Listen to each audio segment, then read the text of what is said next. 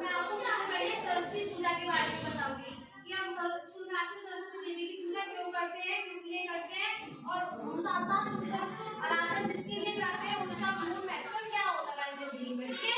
और वो प्रार्थना कौन सी होती है, ठीक है। अब मैं बताती हूँ। सबसे पहले हम सरस्वती की पूजा करते हैं। क्यों करते हैं? क्यों करते हैं? सरस्वती देवी किसकी होती है? ज्ञान की देवी, विद्या की।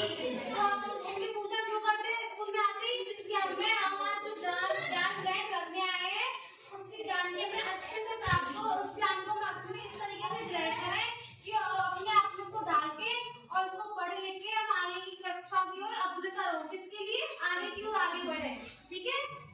उस ज्ञान को ग्रहण करके हम हमेशा आगे की ओर बढ़े। जैसे कि तुम दूसरी क्लास में पढ़ते हो, पहली क्लास में पढ़ते हो, तो दूसरी वाले तीसरी में, पहली वाले दूसरी में, इस तरीके से ज्ञान को ग्रहण करते हैं, ठीक है। तो हम कौन सी प्रार्थना बोलते हैं?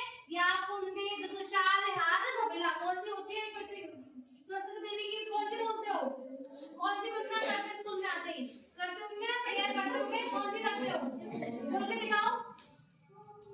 ईश्वर की देवी मां वाणी में मधुरता दो, हम गीत सुनाते हैं, संगीत की शिक्षा दो, अज्ञान ग्रस्त होकर क्या गीत सुनाए हम, टूटे हुए शब्दों से क्या स्वर को सजाए हम, दो ज्ञान ज्योत देगा हम पे रहम कर दो, हम गीत सुनाते हैं, संगीत की शिक्षा दो, हे स्वर की देवी मां वाणी में मधुरता दो।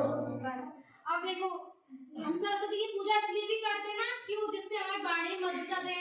तो वो स्वर की भी देवी होती है। किसकी देवी होती है? स्वर की। और किसकी देवी बताई थी अभी मैंने? आदेश किसकी देवी बताई थी?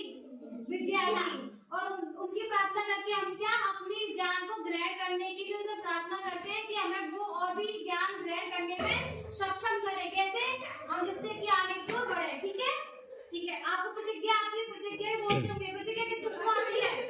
आजा बोल के दिखा, प्रतिज्ञा बोल के दिखा। आजा बोल के दिखा, करो।